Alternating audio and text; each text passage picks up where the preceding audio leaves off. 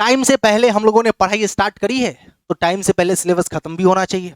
और कमिटेड मैं भी हूं तो कमिटेड आपको भी होना पड़ेगा। समझ में आ गई बात? अभी इनिशियली आप कौन सा बुक ले लेंगे? इनकम टैक्स का बुक ले लेंगे। इनकम टैक्स को हम लोग 50% जब समाप्त कर लेंगे तो फिर हम लोग कॉस्ट पढ़ेंगे। कि बच्चों आज ना हम लोगों को बात किस बात पे करनी है? देखो, एक वर्ड है टैक्स। टैक्स क्या होता है? टैक्स को आसान भाषा में हम कहेंगे टैक्स एक कंपल्सरी बर्डन है जो कि सरकार चार्ज करती है। टैक्स क्या है? कंपल्सरी बर्डन है। किसके ऊपर? पब्लिक के ऊपर। चार्ज कौन करती है? सरकार। तो हम कहेंगे tax is a compulsory burden on public which is charged by government for development of country. अब ये भी अगर आपको लगता है किताबी है तो बिल्कुल आसान भाषा में बोलिए, एक फी है जो सरकार के द्वारा कंपल्सरी नेचर का। ऐसा नहीं कि फल्ला जी टैक्स दे दीजिएगा मन अच्छा हो तो, नहीं, ऐसा नहीं है। फल्ला जी है, चिल्ला जी है, टैक्स तो आपको देना ही है। आप इंडिया के धरती पे रह रहे हैं, यहाँ की हवा में सांस ले रहे हैं, तो आप कोई भी है यहाँ पे टैक्स देंगे। पहले राजा महाराजा करते थे, अब सरकार करती है। तो ये जो टैक्स है ना, ये परमानेंटली आपको देना ही है। अब आप कहेंगे कि सर बहुत सारा ऐसा देश है जहां पे टैक्स नहीं लगता है, 0% टैक्स है। ऐसा देश है, लेकिन समझिए बात को। अगर कोई ऐसी कंट्री है जहां पे टैक्स नहीं लगता है तो इसका मतलब है कि वहां की सरकार के पास पैसे का कुछ और सोर्स होगा। अब देखिए, आप अगर दुबई से तुलना करेंगे तो ऑब्वियस बात है कि वहां की सरकारों के पास बहुत सारे सोर्सेज हैं पैसे के। वो तो इतना बड़ा पर्यटन स्थल बना के बैठा हुआ है कि हर आदमी को बुर्ज खलीफा के सामने जाके फोटो खिंचवाना है। तो कहने का मतलब यह है कि अगर भारत सरकार के पास भी ऐसे ही, अब ऐसा नहीं कि भारत सरकार कुछ नहीं कर रही है, यह कहना गलत होगा। भारत सरकार बहुत कुछ कर रही है, लेकिन है क्या कि यहां पे खर्चे जितने हैं, जितने डिफेंस पे खर्चे करने हैं, जितने एजुकेशन पे खर्चे करने हैं, जितने हॉस्पिटल पे खर्च करने हैं, इस मामले में सरकार की इनकम उतनी नहीं है जितना की एक्सपेंडिचर है। इसीलिए सरकार को टैक्स लेना पड़ता है या रेट बढ़ाना पड़ता है। तो ये जो टैक्स है ना, ये समझना इस बात को कि हर देश की सरकारें लेती है उस देश के डेवलपमेंट के लिए। लेकिन क्या हम इसको ऐसे समझें कि टैक्स मतलब क्या, सरकार देश चलाना चाहती है तो कर लेती है जनता से, बस इतना ही है? नहीं बच्चों, अगर आप इतना ही समझ रहे हैं ना तो आप 10th के बच्चे के बराबर समझ रहे हैं। क्योंकि 10th के बच्चे को भी इतना ही लगता है कि टैक्स सरकार लेती है देश के डेवलपमेंट के लिए। नहीं, देश का डेवलपमेंट करना है, देश की सुरक्षा करनी है सरकार को, इसके लिए टैक्स लेना बहुत छोटा सा कारण है। वास्तव में ये जो टैक्स वर्ड है ना, अगर आप इसके इतिहास को देखें तो बहुत पहले इंडिया का जो एंशिएंट, बहुत प्राचीन समय का ग्रंथ है, उसमें एक है मनुस्मृति या कौटिल्य का अर्थशास्त्र। नाम सुना होगा, कौटिल्य का नाम सुना है, चंद्रगुप्त का मौर्य सुना है। तो कौटिल्य के अर्थशास्त्र में भी टैक्स का जिक्र है, और मनुस्मृति सबसे पहले का एंशिएंट ग्रंथ है जहां पे इंडिया के टैक्स सिस्टम का जिक्र मिलता है। मैं थोड़ा सा वो इंडियन कल्चर के हिसाब से शुरू करके बताता हूं। तो एक राजा को टैक्स लेना चाहिए, तो राजा को टैक्स कैसे लेना चाहिए? तो तुलसीदास जी लिखते हैं सूरज की तरह। अब आप बताइए सूरज कैसे टैक्स लेता है? बड़ा मजेदार है ना। सूरज अपनी गर्मी से हर जगह के पानी को ऑब्जर्व करता है, आपको पता चलता है। बोला राजा ऐसा होना चाहिए जो जब टैक्स ले तो पता ना चले। समझ में आ रही है बात? कहो, हम इसको देखते हैं इतना ही पानी रहता है, प्रचंड धूप होती है तब भी पानी घटा हुआ महसूस। आप ग्लास में पानी रख दीजिए धूप में, वो घटा हुआ महसूस, लेकिन वाष्प बन के कुछ तो उड़ेगा, लेकिन आपको महसूस नहीं होगा। बोला राजा ऐसे टैक्स लेना चाहिए जो जब टैक्स ले तो पता, लेकिन जब लौटाए तो सबको पता चले। बारिश होती है, सूरज का एग्जाम्पल देकर समझाने की कोशिश की गई कि सूरज हर जगह पूरे पृथ्वी से टैक्स लेता है। सूरज हर जगह के पानी को वाष्प बना के खींचता है, और जब वर्षा करता है वहां सबको पता चलता है। बोला जब सरकार टैक्स ले तो किसी को पता ना चले, लेकिन जहां खर्च करे, जहां लगाए तो सबको पता चले कि सरकार ने यह काम करवाया है। और आज सरकार की जो मेन समस्या यही है कि देश को सुरक्षित रखना है। लेकिन इसके अलावा और भी बहुत सारे रीजंस हैं जिसके कारण टैक्स लिए जाते हैं। एक सबसे बड़ा रीजन आपको बताते हैं, सबसे बड़ा रीजन टैक्स लेने का वो है कि किसी भी देश जो गरीब और अमीर की खाई है उसको खत्म करने के लिए टैक्स लगाया जाए। और इंडिया में ये बहुत है। इंडिया में जो गरीब और अमीर के बीच का जो गैप है वो बहुत ज्यादा है। अब देखिए इंडिया के अमीर, टॉप 10 लिस्ट बनाइए पूरे वर्ल्ड में अमीरों की, उसमें इंडियन नाम भी शामिल होगा। अब देख लीजिए करके, और टॉप गरीबों का नाम लिखिए, उसमें इंडियन भरे पड़े होंगे। अरे आपके दरभंगा में भी बोतल बोतल बेचता हुआ बच्चा सब नजर आएगा, इसका मतलब गरीबी है। आपको महसूस नहीं होता, बात अलग है। लेकिन आप जानते हैं, एक बार एक सर्वे में बताया गया कि पूरे वर्ल्ड के गरीबों को एक लिस्ट में डाल दो तो हर 5वां गरीब भारतीय है। तो इंडिया में आप समझ पा रहे हैं कितना गैप है गरीबों के बीच और अमीरों के बीच, बहुत बड़ा गैप है। तो सरकार टैक्स इसलिए लगाती है क्योंकि, ध्यान से समझना, एक तरफ अमीर दिखाई दे रहे, अमीर दिखाई दे रहे, और एक तरफ गरीब। तो गरीब नीचे हैं और अमीर, तो सरकार क्या करती है, अमीरों से टैक्स लेती है। इस इमेज को देखना, सरकार क्या कर रही है, अमीरों से टैक्स ले रही है। तो अमीरों से टैक्स लेंगे तो अमीर क्या होगा, पैसा ले लोगे तो उसमें कमी आएगी ना, और खर्चा किस पे करोगे, गरीबों पे। तो गरीबों का स्टैंडर्ड ऑफ लिविंग, और सरकार टैक्स ले लेकर इस खाई को धीरे धीरे इसको कम और इसको ज्यादा, समय ऐसा आएगा जब गरीब और अमीर के बीच का बैलेंस बराबर हो जाएगा। तो उसको बोलते हैं सस्टेनेबल डेवलपमेंट, मतलब बैलेंस डेवलपमेंट। कैसा डेवलपमेंट, मतलब सभी लोग इक्वली अमीर हैं, सभी लोग बराबर पे हैं एकदम, तब इंडिया को आप कह सकते हैं रिचेस्ट कंट्री। टैक्स क्यों लगाया जाता है, शायद ये आप समझ गए कि टैक्स लगाने का एक कारण है गरीब और अमीर के बीच के गैप को खत्म करना। आप जानते हैं एक बात, इस गैप को खत्म करने के लिए सरकार इंडिया में जो टैक्स लेती है वो किस प्रकार से लेती है। इंडिया में टैक्स ऐसे नहीं लिया जाता जैसे 5% तुम दे दो, मतलब सबको 5% लगेगा या सबको 10%, ऐसे नहीं। इंडिया में टैक्स ऐसे लिया जाता, कितना कमाए हैं साहब, 5 लाख, आइए 5% दे दीजिए। कितना कमाए हैं, 5 लाख, तो 5 लाख पे कितना परसेंट साहब, 5% दे दीजिए। 5 लाख पे कितना परसेंट, 5%। साहब कितना कमाए हैं, 10 लाख, आप 10% दे दीजिए। आप कितना कमाए साहब, हम तो 1 करोड़ कमाए, आइए 30% दीजिए। समझ पाए बात कैसे लिया जाता है टैक्स, तो जितना कमाओ उतना टैक्स। आप कितना कमाए साहब, हम तो 5 करोड़ कमा लिए, आप 30% टैक्स दे के 30% का फिर 10% दे दीजिए। टैक्स पर भी टैक्स, इसको बोलते हैं सरचार्ज। क्या बोलते हैं, तो मजेदार बात समझो, टैक्स पे भी टैक्स, मतलब आप बहुत ज्यादा कमाए। अब सरकार कहती है कि भाई भारत माता और हम सब उसके संतान, तो जो बेटा ज्यादा कमाएगा वो ज्यादा खर्चा करेगा। तो सरकार कहती है कि जो जितना अमीर है उससे उतना ज्यादा टैक्स लेंगे, और उससे हम पैसा किस पे खर्च करेंगे, गरीबों पे खर्च करेंगे। तो गरीबों का स्टैंडर्ड ऑफ लिविंग बढ़ेगा और अमीरों का स्टैंडर्ड ऑफ लिविंग घटेगा। टैक्स लगाने का एक पर्पस समझ आया आपको, गरीब और अमीर के बीच के गैप को खत्म करना। टैक्स लेने का एक और कारण बताते हैं, टैक्स सरकार के हाथ में जादू की छड़ी जैसी है। सरकार टैक्स के माध्यम से भारत में हर वो काम करा पाती है जो वो कराना चाहती है। भारत में टेलीकम्युनिकेशन के फील्ड में 4 कंपनियां हैं, मान लो सरकार चाहती है 10 कंपनियां आ जाए। सरकार खुद तो सारे टावर लगाएगी नहीं, सरकार क्या करेगी, टेलीकम्युनिकेशन के फील्ड में टैक्स माफ कर देगी। कल आप सुनेंगे कि 4 नई कंपनियों ने टेलीकम्युनिकेशन का बिजनेस भारत में लॉन्च कर दिया। सरकार कहेगी कि भाई इंडिया में पेट्रोल डीजल की खपत है बहुत ज्यादा,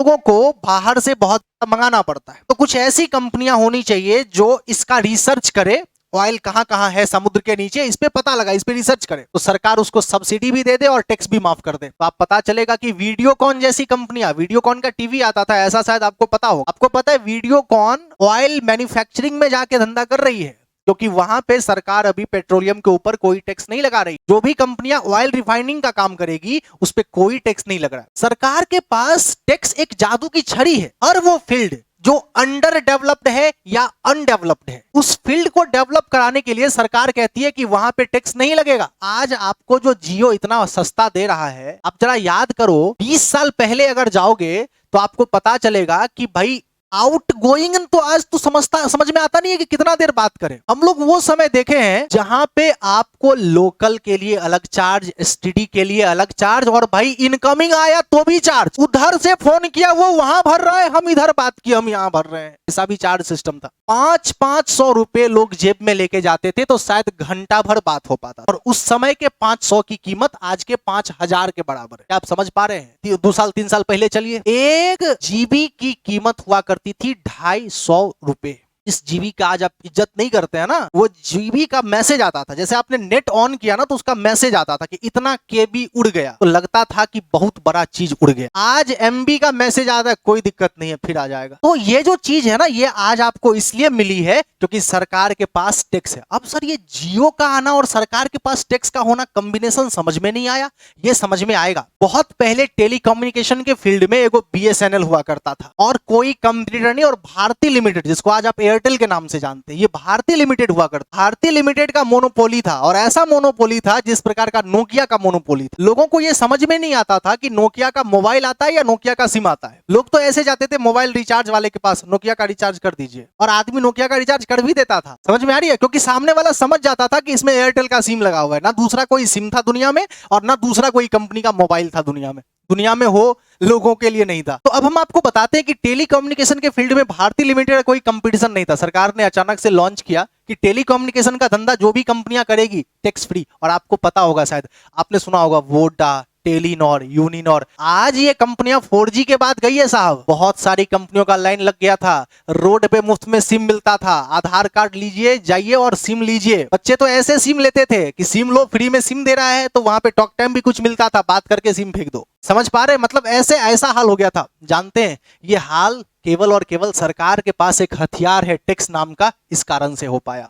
सरकार जिस चीज को टैक्स फ्री कर देगी ना, वो धंधा कल से शुरू हो जाएगा। आप रिलायंस का नाम सुने हैं? रिलायंस का बहुत सारा धंधा है, लेकिन आपको पता होना चाहिए कि रिलायंस के हर धंधे का हिस्ट्री अगर आप चेक करेंगे, ये कौन कौन सा धंधा स्टार्ट किया, तो आपको पता चलेगा कि रिलायंस भी टेलीकम्युनिकेशन में तभी उतरा था जब सरकार ने इसको टैक्स फ्री किया था। रिलायंस का हर वो धंधा है साहब जिसको सरकार टैक्स फ्री करती है। रिलायंस को तो टैक्स देना ही नहीं पड़ता, वो तो रिलायंस सरकार की जो रणनीति है वो चेंज हो जाती है। शुरू में तो कहता है टैक्स फ्री, जब आप बहुत ज्यादा डेवलप कर जाते हैं तो फिर एक समय आने के बाद टैक्स लगा देता है, और इसीलिए रिलायंस को टैक्स देना पड़ रहा है। वरना तो अगर सरकार अपनी पॉलिसी चेंज ना करे तो रिलायंस कभी टैक्स नहीं देती। आप समझ पा रहे हैं? रिलायंस आजकल क्या कर रही है पता आपको? सब्जी बेच रही है रिलायंस प्रेस में। लेकिन आपको ये नहीं पता होगा कि उसके पीछे का बहुत बड़ा रीजन है। रिलायंस भला सब्जी क्यों बेचे? रिलायंस को इतना दिक्कत है क्या कि सब्जी बेचेगी? और रिलायंस का इतना ऐसा है कि वो इन सब्जी बेचने वालों का भला नहीं चाह रही है क्या? इसका कंपटीटर बन रही है? नहीं, ऐसा कुछ नहीं है कि रिलायंस सब्जी नहीं बेचती है। रिलायंस पैकेजिंग का काम करती है। आपको पता है रिलायंस पाउचिंग का काम करती है, क्योंकि पैकेजिंग के मामले में हम इंडियंस का प्रोडक्ट बहुत ही पुअर था। हम इंडियंस अगर डायरेक्टली अमेरिका वाले को प्रोडक्ट बेचते थे तो वो वहां पे पहुंचते पहुंचते खराब हो जाता था, या फिर पहुंचने के बाद कुछ दिनों तक, 1 से 2 दिन में खराब हो ही जाना है उसको। लेकिन हम ही से वो प्रोडक्ट चाइना खरीदता था या कोई और कंट्री खरीदती थी, और उसका बहुत अच्छा पैकेजिंग करके यूएसए को बेचती थी या किसी डेवलप्ड कंट्री को बेचती थी, और वहां से वो, जैसे मान लो 10 रुपए किलो के हिसाब से हमसे खरीदा, और 100 रुपए किलो के हिसाब से, 200 रुपए किलो के हिसाब से अच्छी पैकेजिंग के कारण वो लोग बेचते थे। हम इंडियंस को फायदा होता था, या उसको जो केवल मिडिल मैन का काम कर रहा था वो जाए हम लोग, और पैकेजिंग के कमाल के कारण फायदा किसी दूसरे कंट्री को होता। तो हम इंडियन गवर्नमेंट ने नया स्कीम क्या निकाला कि पैकेजिंग के मामले में जो कंपनी इन्वॉल्व होगी उसे कोई टैक्स नहीं देना। तो रिलायंस का मेन काम वही है साहब। अब वो जो सब्जियों का पैकेजिंग होता है, पैकेजिंग करके वो जो भेज दिया जाता है, तो जो सब्जियां पैकेजिंग के बाद रेस्ट ऑफ ऑल बच जाती है, उन्हें वो रिलायंस प्रेस में बेच देते। तो बचे हुए गार्बेज को सेल कर रहे हैं। उनका मेन काम सब्जी बेच के पैसा कमाना नहीं है साहब। तो इस बात को समझिए कि टैक्स से भारत में हर वो धंधा हो सकता है जिस धंधे की कमी है भारत में। क्या आप समझ पाए? टैक्स से लोगों को रोजगार मिलता है। हम लोग तो इतना ही समझते हैं ना कि टैक्स का मतलब यह है कि साहब हमसे पैसा ले लिया और उसका पैसा का सही उपयोग हुआ या नहीं हुआ पता नहीं। लेकिन हमसे पैसा ले लिया इतना ही नहीं है, टैक्स का बहुत गहरा पैठ है। टैक्स के माध्यम से हर वो डेवलपमेंट के काम करवाए जा सकते हैं जो शायद सरकार खुद से ना कर पाए। वो काम किससे करवा लेगी? बड़े बड़े उद्योगपतियों से। उद्योगपतियों को क्या चाहिए? बड़े बड़े इंडस्ट्रियलिस्ट को क्या चाहिए? टैक्स माफ कर दो, हम हर धंधा कर देंगे भारत में, हर सामान बना देंगे, हर चीज डेवलप कर देंगे। तो इस प्रकार से आप लोग थोड़ा बहुत ये तो समझ गए कि टैक्स लगाया क्यों जाता है। अब ये जो टैक्स है ना, वो 2 प्रकार का होता है बच्चों के। एक होता है डायरेक्ट टैक्स, एक होता है इनडायरेक्ट टैक्स। डायरेक्ट टैक्स किसको कहते हैं? एक ऐसा टैक्स जो सरकार, जैसे मान लो ये सरकार है, ये पब्लिक ने सरकार को डायरेक्टली टैक्स दिया, इसको डायरेक्ट टैक्स बोलते हैं। समझ में आ गया होगा? अब आप कहेंगे डायरेक्ट टैक्स मतलब? हाँ भाई, पब्लिक ने सरकार को डायरेक्ट टैक्स दिया, सीधे तौर पे टैक्स जाके दे दिया, तो इसको क्या कहेंगे? Direct tax. इनकम टैक्स इसका परफेक्ट एग्जांपल है। इनकम टैक्स आप सीधे और सीधे किसको देते हैं? सरकार को देते। तो आपका जो इनकम टैक्स का पैसा है वो सीधे कहां जमा होता है? सरकार के खाते में जमा होता है। अब चलिए दूसरा कोई टैक्स है क्या? हाँ, भारत में दूसरा भी टैक्स है जिसको हम कहते हैं इनडायरेक्ट टैक्स। अब सर ये इनडायरेक्ट टैक्स क्या है? ये रही पब्लिक दिखाई दिया, और ये रहा सरकार। लेकिन पब्लिक सीधे सरकार को ये टैक्स नहीं दे रही है, बल्कि पब्लिक पहले किसी और को दे रही है, फिर वो किसी और को दे रहा है, फिर वो किसी और को दे रहा है, वो आदमी सरकार को दे रहा है। ये टैक्स गया सरकार के पास ही और दिया पब्लिक नहीं। क्या आप समझ पा रहे हैं? टैक्स कोई भी हो, जाएगा सरकार के पास और देगी पब्लिक। हम और आप। तो साहब अगर हम और आप डायरेक्टली दे दें तो नाम क्या है? Direct tax. और हम और आप किसी बिचौलिए को दे दें तो बिचौलिए का कुछ नहीं जाना है, जाना हमारे जेब से ही है और जाना सरकार के जेब में ही है। बस बीच में बिचौलिए आते रहेंगे। ये बिचौलिए कौन है? ये बिचौलिए है मिडिलमैन, जिसको आप होलसेलर, रिटेलर कह सकते हैं। जैसे आप कोई साधारण सा चीज खरीदते हैं, नमक ही ले लीजिए एग्जाम्पल। नमक का पैकेट 10 रुपए का मान लीजिए आता है। आप वो 10 रुपए का नमक भी खरीदते हैं तो उस पर लिखा होता है इंक्लूसिव ऑल टैक्सेस, ऐसा पढ़ के देखिएगा, या उस पर जीएसटी इंक्लूड होता है। अब टैक्स लगा, मान लीजिए उस पर 2 रुपए का टैक्स लगा, तो आपने टैक्स तो दिया ही है ना।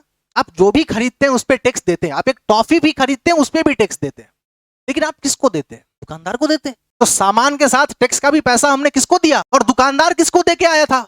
वो होलसेलर से खरीदा होगा, उसको दिया होगा। होलसेलर किसको दिया होगा? कंपनी को दिया होगा। और कंपनी वाला जहां पे प्रोडक्शन हुआ था, जहां पे प्रोडक्शन हो रहा था, वहां पे एक्साइज का ऑफिसर वैसा हुआ था, जितना सामान का प्रोडक्शन करोगे पहले टैक्स जमा कर दो। समझ में आ गई बात है? तो बताओ, पहले सबसे पहले टैक्स वहां पे कंपनी ने भर दिया है, उसके बाद कंपनी वाले ने ले लिया होलसेलर से पैसा, होलसेलर ने ले लिया रिटेलर से पैसा, और रिटेलर ने लिया हमसे पैसा। अल्टीमेट बर्डन मेरे ही ऊपर आया और पैसा गया किसके पास? सरकार के पास। अब आप बताइए, टैक्स हम ही ने दिया कि नहीं दिया? लेकिन क्या हमने डायरेक्टली दिया? आप कहिए कंपनी ने टैक्स दिया। कंपनी ने टैक्स दिया और होलसेलर से ले लिया, तो कंपनी ने क्या दिया? कुछ नहीं। तो इसको बिचौलिया बोलना गलत कहां से हो गया बताओ? इसने अपने घर से क्या दिया? तो इस प्रकार से आप ये समझ पाए कि एक ऐसा टैक्स जो हम डायरेक्टली पे कर दें वो क्या हो जाएगा? Direct tax. और एक ऐसा टैक्स जो हम डायरेक्टली पे ना करें वो क्या हो जाएगा? Indirect tax. डायरेक्ट टैक्स और इनडायरेक्ट टैक्स समझ में आया? अब आपको परफेक्ट एग्जांपल भी याद रखने हैं। डायरेक्ट टैक्स का एग्जांपल है income tax. Income tax is the example of direct tax. अब इनडायरेक्ट टैक्स का कौन सा एग्जांपल है? जीएसटी जिसको आप कहते हैं, ये परफेक्ट एग्जांपल है इनडायरेक्ट टैक्स का। अगर आप गुड्स या सर्विस खरीद रहे हैं तो जो टैक्स आप देते हैं वो इनडायरेक्ट टैक्स है, क्योंकि आप होटल में रह के आए तो होटल वाले को आपने पैसा दिया, वहां पे जीएसटी आपने जमा कर दिया, वहां से वो सरकार के पास जाएगा, लेकिन आपने डायरेक्टली तो नहीं दिया। तो जब भी हम कोई गुड्स खरीदते हैं या जब भी हम कोई सर्विस खरीदते हैं, बिजली का बिल दे रहे हो ना, यहां पे भी आपने टैक्स दिया। जमीन की रजिस्ट्री करवाए, वहां पे भी टैक्स दिया। अरे हर चीज, लाइसेंस बनवाने जा रहे हो, ड्राइविंग लाइसेंस, वहां पे भी आप टैक्स देते हो। लेकिन आप जो टैक्स डायरेक्टली दे दो वो डायरेक्ट टैक्स है, और जो टैक्स इनडायरेक्टली, अब लाइसेंस बनाने गए तो आप सरकार को डायरेक्टली पे कर रहे थे, नहीं पे कर रहे थे। आप कहीं से भी गुड्स एंड सर्विस खरीदते हैं तो आप सामने वाले को पे करते हैं, सरकार को पे नहीं करते। इसीलिए goods and service tax is the example of indirect tax. ये जो जीएसटी है, इसके बारे में आपको शायद पहले से पता हो कि जीएसटी जो लाया गया उससे पहले अलग अलग टैक्स हुआ करते थे। जैसे कि एक्साइज, जैसे कि सेल टैक्स हुआ करता था, वैट हुआ करता था, एंटरटेनमेंट टैक्स हुआ करता था, मतलब अलग अलग बहुत सारे टैक्स हुआ करते थे। इसीलिए वन नेशन वन टैक्स का प्लान लाया गया, जिसको जीएसटी में डाला गया है। तो ये बताओ कि टैक्स क्या है? टैक्स एक कंपलसरी फी है जो चार्ज करती है गवर्नमेंट पब्लिक के ऊपर। बोलते आप लोग समझ पाए? तो ये तमाम बातों के बाद अब हम लोग समझेंगे कि हमारा जो सिलेबस है वो किस बातों पे है। थर्ड पार्ट में हम डायरेक्ट टैक्स भी पढ़ेंगे और इनडायरेक्ट टैक्स भी पढ़ेंगे कि केवल कोई एक पढ़ेंगे। तो जवाब है केवल कोई एक पढ़ेंगे, और हमारा जो सिलेबस है वो है इनकम टैक्स। लेकिन इनकम टैक्स मतलब most critical tax, most important tax, सरकार के जो रिवेन्यू का सबसे बड़ा जरिया। क्योंकि इस देश में कौन है जो कमाता नहीं है? कौन है जो, अरे सब व्यापारी तो नहीं है, लेकिन कौन है जो कमाता नहीं होगा? और कमाओगे तो टैक्स देना पड़ेगा। तो ये है इनकम टैक्स, और ये एकदम सेंट्रल गवर्नमेंट के अंदर आता है, याद रखना। क्लियर है यहां तक? 2-3 प्रकार के ऑब्जेक्टिव यहां से आपके आ सकते हैं एग्जाम में आते। इसमें तो ऑब्जेक्टिव नहीं पूछता है, लेकिन हिस्टोरिकल बैकग्राउंड से क्वेश्चन 1-2 बार पूछा है। 1860 में पहली बार भारत में टैक्स लगाया गया था। उससे पहले भारतीय लोग शायद टैक्स समझते हो, लेकिन आज का जो टैक्स है शायद ऐसा टैक्स तो नहीं था पहले। वो लगाने वाले लोग कौन थे? जेम्स विल्सन, याद रखना इन्हें भी, जो पहले फर्स्ट फाइनेंस मेंबर थे। बहुआ जिस फाइनेंस मेंबर को आज हम लोग फाइनेंस मिनिस्टर कहते हैं, वित्तीय मंत्री कहते हैं ना, तो वो फाइनेंस मेंबर थे। पहले वित्त मंत्री वही थे, और उन्होंने ही, जेम्स विल्सन ने ही 1860 में टैक्स लगाया था। अब बताओ आगे मैंने क्या लिखवाया? तो मैंने लिखवाया in order to meet heavy loss. क्यों लगाया गया टैक्स? तो मीट मतलब क्या होता है? भरपाई करना। किस चीज का भरपाई करना? हेवी लॉस, बहुत ज्यादा लॉस। उस समय में जब पहला स्वतंत्रता संग्राम हुआ, पहली बार सैनिकों ने विद्रोह किया और 8 करोड़ का घाटा लगा। अब 8 करोड़ कहेंगे, 8 करोड़ कौन सा अमाउंट है सर? 1 पाउंड बराबर 10 रुपया हुआ करता था। आज तो कितना बड़ा गैप है सोचो। तो उस समय का 8 करोड़ मतलब बहुत बड़ा अमाउंट था। तो ये जो सरकार को नुकसान हुआ, ब्रिटिश गवर्नमेंट को जो नुकसान हुआ, उस नुकसान की भरपाई के लिए क्या किया गया, सरकार ने टैक्स लगाई। बोला कि यहां के जनता ने नुकसान किया तो यहीं पे टैक्स लगाएंगे। और उस नुकसान की भरपाई के लिए क्या लिखवाया, जरा ध्यान से देखना, heavy losses due to India's first freedom movement of 1857। Clear है? किस विद्रोह से लॉस हुआ? 1857 के विद्रोह से लॉस हुआ। कितने का लॉस हुआ था ये याद नहीं रखना, लेकिन 8 करोड़ याद रखना, वैसे ही बता दिया। अब ये तो समझ में आ गया कि सर, अच्छा इस पॉइंट को देखो और दिमाग में सेट करो। आपको पता है 1857 में विद्रोह होता है, सरकार को घाटा लगता है। उस समय मतलब east India company, British rulers, और उनको जब नुकसान होता है तो वो भारतीय लोगों पे ही क्या लगा देते हैं, टैक्स लगा देते। तो भारतीय लोगों को पहली बार परिचय होता है कि टैक्स भी कुछ हो सकता है। तो ठीक है, लेकिन वो टैक्स क्या कह के लगाया गया था? विद्रोह तो तुरंत में हुआ ही था, तो अंग्रेजों को उसका औकात का एहसास तो हो ही गया था थोड़ा बहुत। तो क्या कह के लगाया था, देख लो, 5 साल के लिए।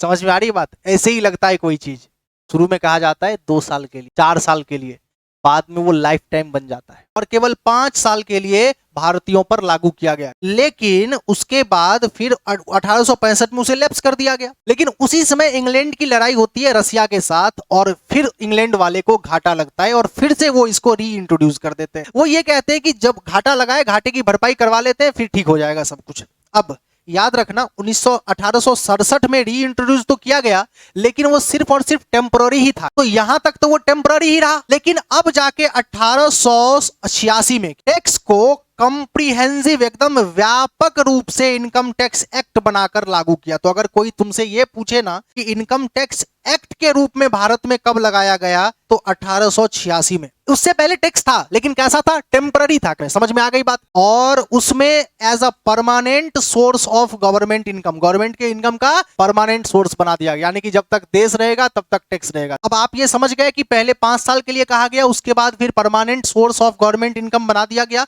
उसके बाद फिर 1918 में उसमें अमेंडमेंट लाया गया। अब जो ये री इंट्रोड्यूस है ना, ये जो वर्ड आप देख रहे हैं री इंट्रोड्यूस, तो एक्ट को री इंट्रोड्यूस नहीं किया जाता है, एक्ट को अमेंड किया जाता है। अमेंडमेंट मतलब होता है संशोधन करना, कुछ बदलाव लाना। समझ में आ गया? तो यहां पे हम स्पष्ट कर देना चाहते हैं कि यहां पे री इंट्रोड्यूस का मतलब है कि कुछ उसमें बदलाव लाया गया। समझ में आ गई बात? तो एक बदलाव 1918 में लाया, लेकिन वो 4 साल के बाद 1918 वाला बदलाव खत्म हो गया, फिर से बदलाव की मांग उठी। फिर कब बदलाव किया गया? 1922 में। और 1922 में बदलाव करके इनकम टैक्स को किस गवर्नमेंट के अंदर डाल दिया गया? Central government. और यहां पर एक बहुत अच्छा कंसेप्ट लेकर आया गया बच्चों, यहां पर मैं लिखता हूं VVI। यहां पे बहुत अच्छा कंसेप्ट लेकर आया गया। कौन सा?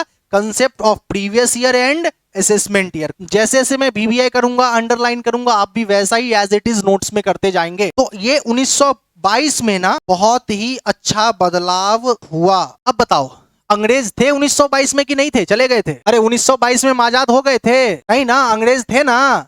अंग्रेज यहाँ थे और परमानेंट एक्ट बना के बैठे हुए थे। लेकिन अंग्रेज अपने फायदे के लिए ये चीज बनाया था, हम भारतीयों के लिए नहीं बनाया था। समझ में आ गई बात? कोई कहता है ना जब तुमको कि अंग्रेज ट्रेन देके गया, किसके पैसे से ट्रेन देके गया? किसके पैसे से पटरी बिछाया? पहले उसका इतिहास तो समझ लीजिए। तो अंग्रेज देके गया, ये देके गया, वो देके। तो ये 1922 समझ में आ गया कि नहीं आ गया? बता, 1922 में अंग्रेज था कि नहीं था? ना, तो एक्ट परमानेंट बना के बैठ गया ना। लेकिन एक बहुत अच्छा चीज लाया, प्रीवियस ईयर और असेसमेंट ईयर का। अब ध्यान से समझ, उससे पहले ना ये कंसेप्ट नहीं था। मतलब क्या था? तुम आज इस साल टैक्स कमाओ और इसी साल पैसा जमा करो। क्या आप समझ पाए?